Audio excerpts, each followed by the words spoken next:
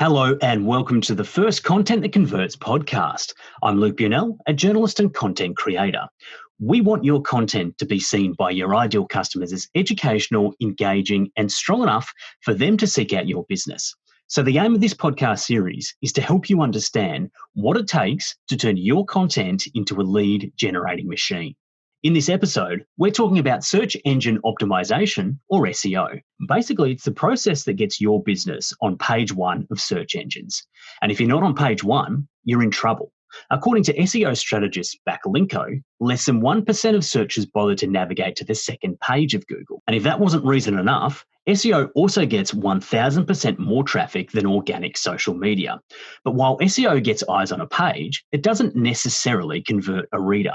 That's why you need engaging content that answers the questions your market is asking. In order to rank, you need SEO. And in order to convert, you need content.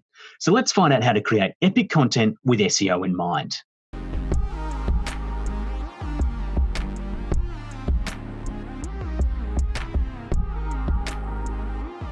David Pagotto is founder of SIXGUN Digital Marketing Agency, one of Australia's fastest growing SEO startups.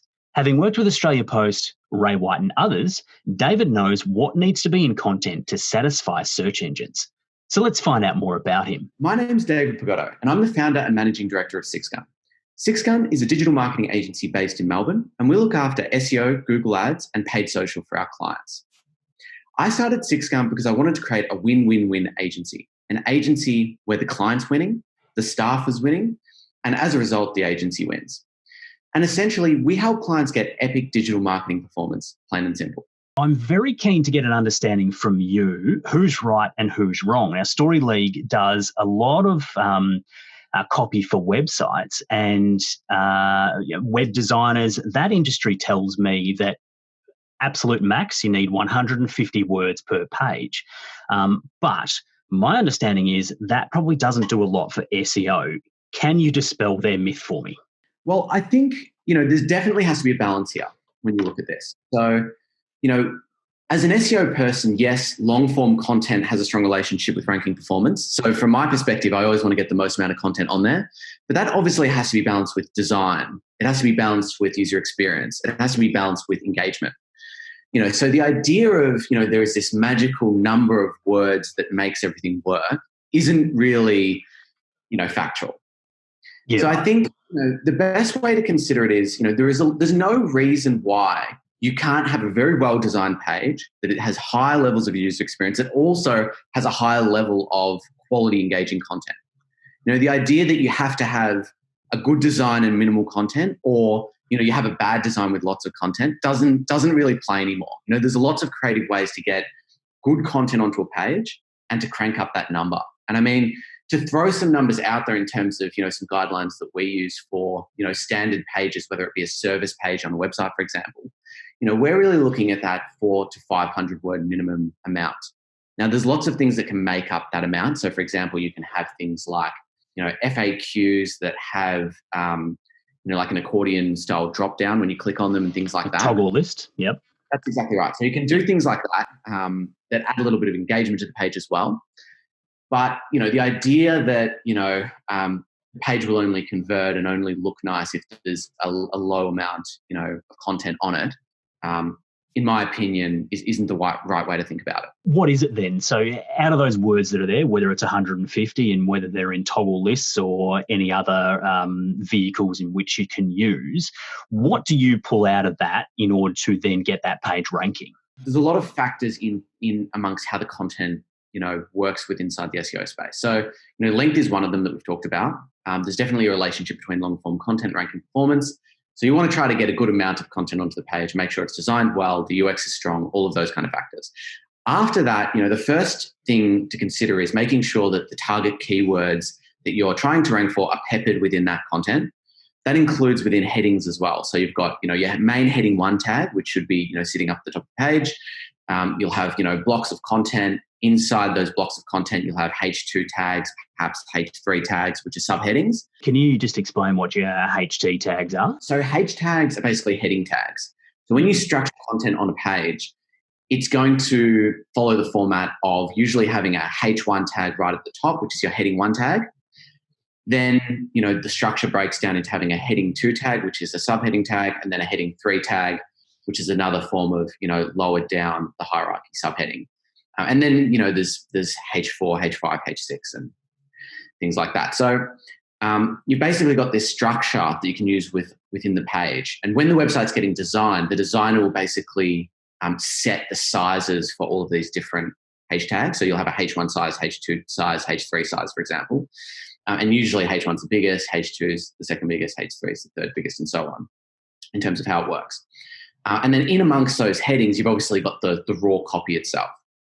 So, the first thing to consider inside that structure is getting the actual target keywords that you want to rank inside that content, both in the headings and in the actual body copy itself. So, there's obviously a keyword research piece that needs to precede that. But once you have an idea around the keywords that you want to rank for, you know that there is it's balanced well in terms of relevancy, competition, and search volume.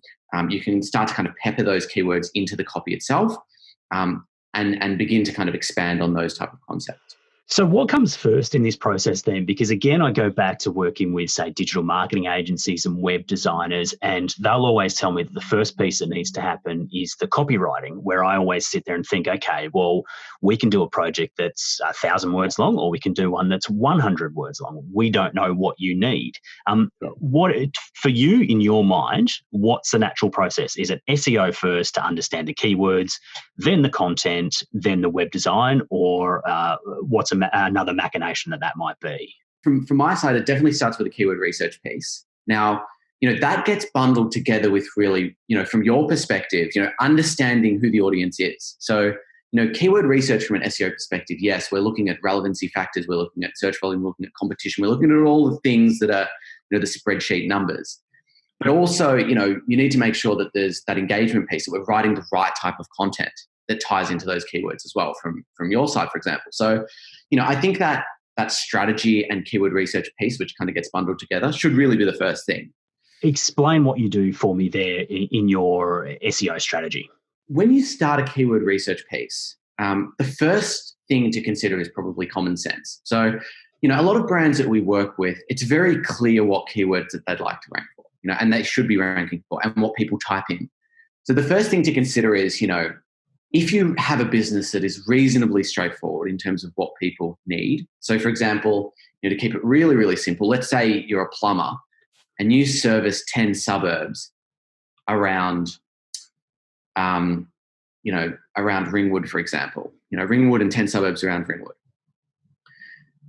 Going after those type of keywords like plumber Ringwood, for example, is exactly what people type in to access your service. So it's very, very clear cut.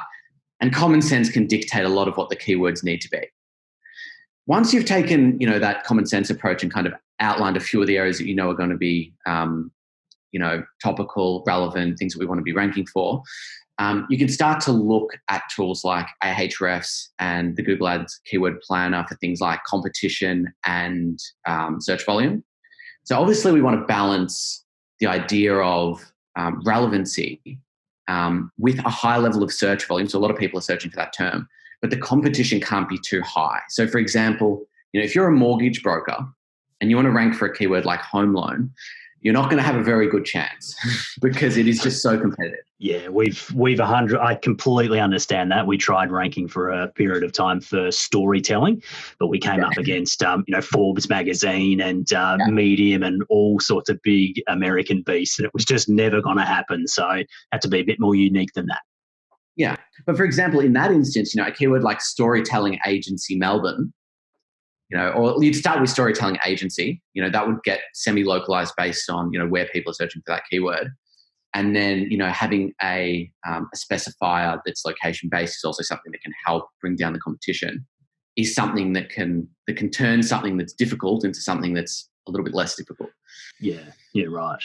So let's talk about then this whole concept of EAT. Now, every business owner, no matter where you are in the world, wants to be seen as an expert. They want to be seen as authoritative. They want to be trustworthy. In fact, I reckon if you were to review companies' value proposition, those three words would be in there every single time. Yeah. It's also something that Google wants as well. Can you explain the concept of EAT to me?